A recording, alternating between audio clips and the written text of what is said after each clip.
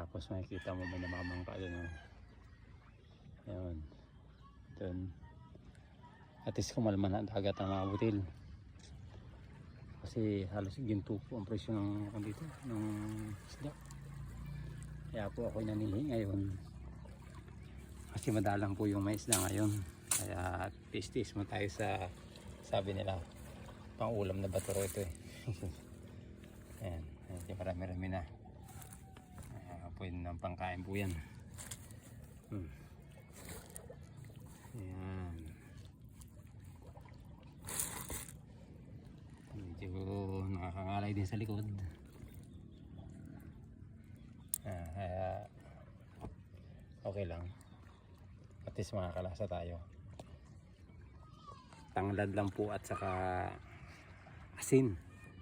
Kunting pampalasa. Ayos na po yung mga butil. Solve na pang ulam na yan. O kaya naman pag naisipan ko, lahukan ko ng puso, ginataan. Maayos na yan sa mga butil.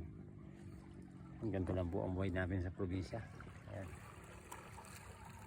Pagka naiinip ka po dun sa sagingan, sa gubatan, ay punta sa dagat kasi malapit lang po ang dagat dito.